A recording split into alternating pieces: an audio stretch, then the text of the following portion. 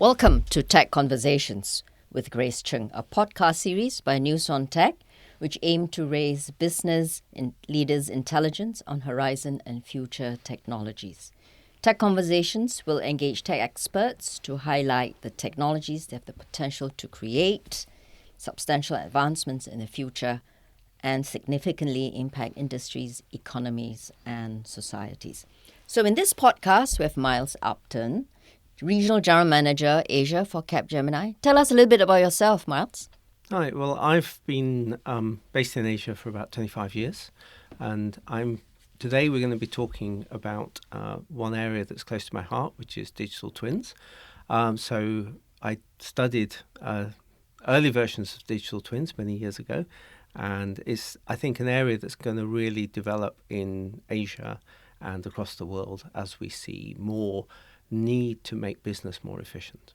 That's great. So just in the past two podcasts, we have talked about the emergence of quantum and AI, and we have talked about the excitement in synthetic biology. Yep. And so we're going to talk about AI-enabled autonomous systems, businesses, and how AI can play a role in autonomous systems. Maybe we start with a definition of what autonomous systems are.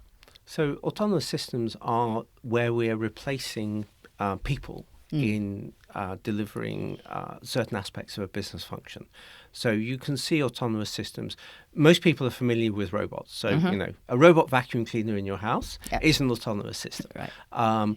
But it's not necessarily a robot. It can be a computer system where something is automated in a way that enables people to reduce the reliance on human labor. So it uses classic AI or what? Well, you can use, you don't even have to use AI in some of these systems. So some of the traditional systems didn't use AI. We've had autonomous systems for quite a long time without AI. AI comes in where, as the systems get more complicated, you have more sensor data. You need to synthesize that in a way very quickly, and AI is one tool that can enable that. Maybe we can jump straight in and talk about the businesses and industries that are using autonomous systems, and where are we at now? That's your favorite topic, right? Well, it's interesting. It's very interesting because there's so many industries that are, this is why it's a good topic for what we're talking about today. So many industries are affected by potentially affected by autonomous systems.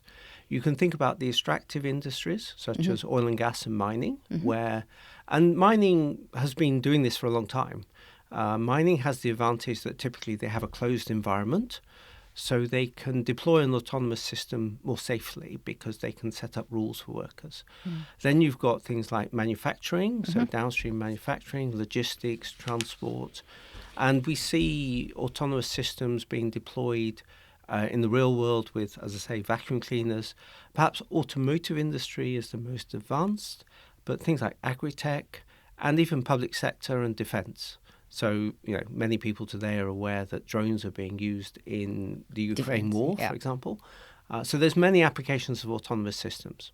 What are the leading industries then? Well, I would say automotive is the most advanced in terms of deploying, testing, and regulating these systems. So they have started already, right? Yeah, exactly. So you're aware of companies like Waymo who've driven hundreds or millions of miles on the road to develop their systems and test them. And those companies are learning as they go, and they're deploying AI as part of these systems. Right. And that's generating some interesting challenges. So one of the things I touched on just now was the concept of digital twins. Right. And when you look at these systems, and particularly when you put AI in the system, you need to use digital twins to simulate the system. And there's two main reasons to do that. Well, there's more than two, but the two biggest reasons. One is for proving that the system is safe in situations that would be unsafe to test. Right.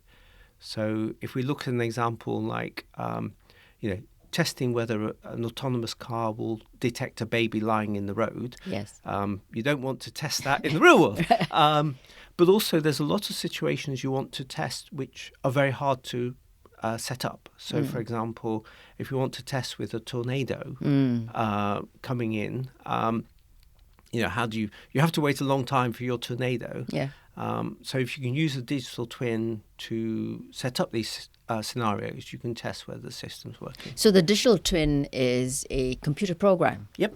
Where you can simulate conditions, Yep. right, for a tornado or have a wailing baby in the middle of the road for the car to react to. Yeah. Right. And this concept of digital twin is also in manufacturing, right? In manufacturing plants. Yep, manufacturing, logistics. So, we work a lot. There's a particular company we work with called Unity that develops a physical simulation things. There's more than one, but Unity is the one we use. And then we build on top of that. For example, you put in real-world data into a simulation. So, for example, for an autonomous vehicle, you take the real-world radar data and camera data and synthesize that, but then you prove that it's equivalent to the real world, right? And then you can quickly test new scenarios without having to test in the real world. So it's faster, it's cheaper, it's better. And then you can use the results to do what you want to do. Well, you can prove the system's safe, right. and you can test different variants of algorithms. So how will the car react when there's a baby lying on the ground? But then how will the car react when there's a baby lying on the ground, there's a man cycling across the road, and there's a herd of elephants behind it? And you can simulate that environment if you want to, and that would create a model of how the car reacts, and then you can look how the algorithms will respond in that situation, and then determine which is safe. Okay. So in Asia, where agriculture, oil and mining, very, very big businesses and industries here, how is autonomous systems being used in these industries? So I think you're seeing across Asia, particularly there's two drivers for autonomy. One is cost of labor, right, and the other is just lack of labor. Right. So you look in countries like Australia, Singapore, Japan, Korea, and China as well, where these systems are being deployed because for these two reasons. So we talked about agri-tech briefly. I think the average age of a farmer in Japan is 68. There just aren't enough people to run farms in Japan, so you have to automate. So I'm getting visions of a robot farmer going into the farm to do. Is that what you mean by? Yeah, sometimes. So, for example, in the agriculture example, there's some very interesting things you can do. So, for example, if you're looking at fruit picking, you want to detect when's the fruit ripe and pick it at the right moment. So you can use sensors and things to do that. One of the things that people think is that autonomous system has to perfectly replace a human, and the answer is it doesn't. Right. So, for example, if it picks 90% of the ripe fruit, that's good, because then you can have one worker who goes along behind the robot and finds the other 5 or 10% that the robot misses. Yeah. You don't need 20 workers to pick the fruit. The other interesting thing is a robot can work at night. So, if it's got, depending on the application, you can have the robot working 24/7. So you can improve your productivity. There's many things you can do.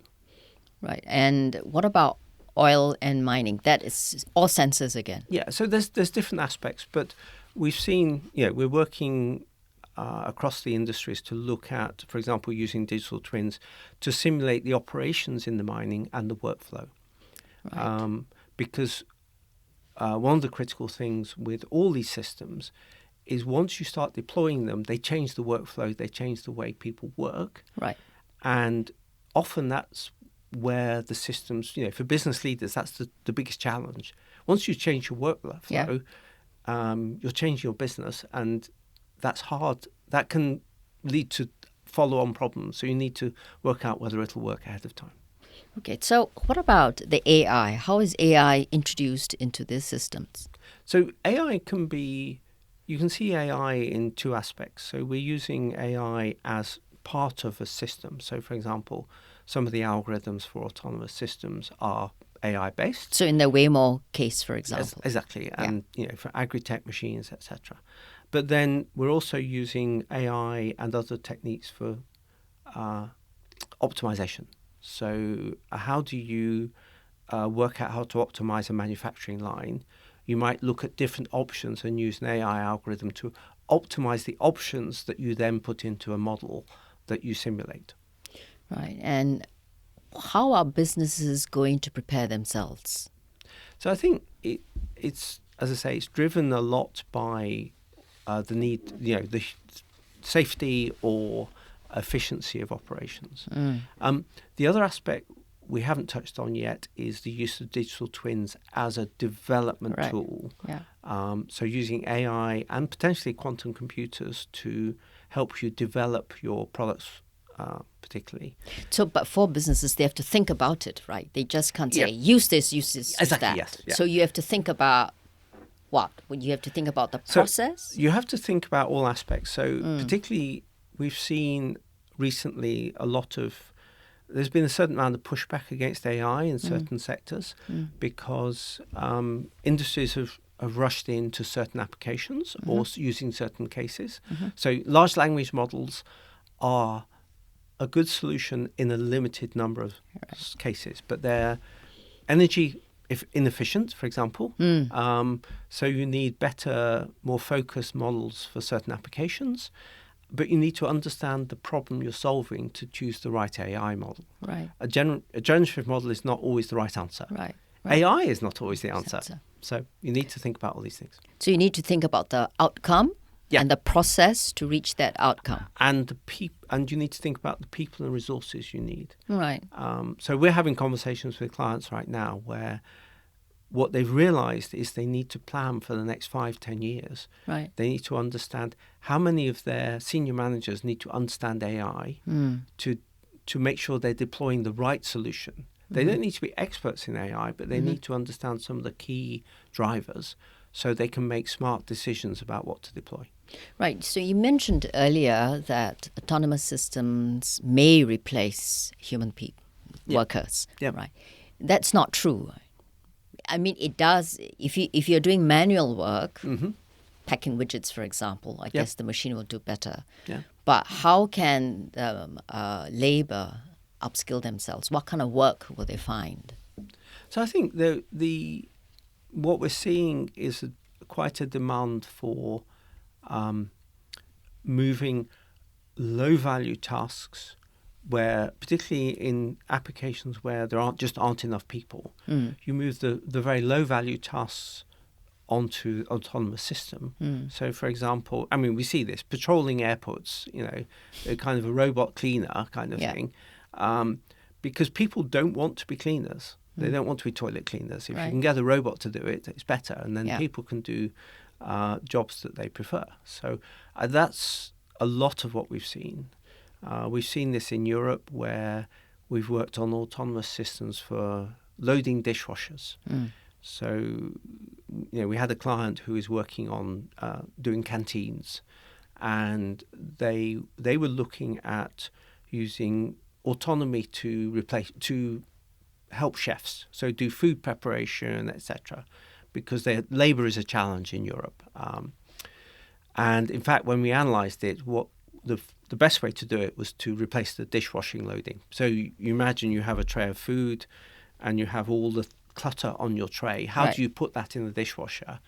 Is quite easy for a human. Yeah. But it's not a pleasant job. People don't enjoy it. Yeah. I think most people only last 6 months before they quit. So if you can automate that task, everybody's happy. So some of these jobs they're not jobs people want to do, and autonomy can then free them up to be chefs and to add value other ways. Okay, so I'm trying to look into the future. Yep. So last year you got your PhD in digital twins. Thank you very much. It was a long time ago I did my PhD. Yeah, but if you come, several years on, what is it that you find exciting? What is the excitement for industry? Interesting. So personally, I find the use of digital twins and simulation for development very interesting. Okay. So we're doing work, for example, in developing implants in the body, and we have software that will create a digital twin of a real person. So you can actually look at how the implant will interact with the person in different ways. And then you can use that. And the FDA will accept that data as Right. part of the approval. Okay. So it makes the development of the implant safer. You don't have to test it in real people, or you have to do much less testing in real people. And it's much faster, and it's much cheaper. And you end up with a much better solution. But then as you move beyond that, you typically simulate one thing at a time. Right. In future, we're moving to what's called multi-physics simulation. For example? So you're looking at, for example, the electronic performance, maybe the thermal performance at the same time. Mm-hmm. And optimizing that becomes a very complex problem. And that's where you might go back to using, for example, quantum computers in the future to help optimize these systems. And that will be very exciting because you will end up with better systems that solve a need in a more efficient way. Right. So not only do business leaders have to think about what they want to do, Yep. but I think that whatever profession you're in, doctors, lawyers, farmers, you need to reimagine how Yeah. you want to do your work. Yeah, the workflow issue is very interesting. I think for Right. business leaders, thinking about their workflow, thinking about where autonomy can have an impact, but also understanding whether it's really going to have the impact they want. And this is true across a lot of AI-enabled systems that we're seeing, that it's not always having the impact people expect. Does this mean that they all need to jump into a introductory course for AI? Maybe. I think, as I say, what we're seeing from some of our clients is they're starting to educate across their manager level on just how AI works and understand what works and what doesn't. Right. So people can make smart decisions. Right. Well, thank you very much, Miles, for the interesting conversation. I think this podcast ends our three-parter series on unraveling frontier technologies for business leaders with Capgemini. We discussed the opportunities and challenges of the twin emerging technologies, which is AI and quantum. And then we dived into synthetic biology. I like the gene editing part. And then we talked about autonomous systems. My favorite is I would like to get into a flying taxi. But let's see whether that works or not. Well, thank you very much, Miles. Thank you, Grace. This podcast is sponsored by Capgemini. Tune in to News on Tech on Spotify and Apple to listen to our podcasts.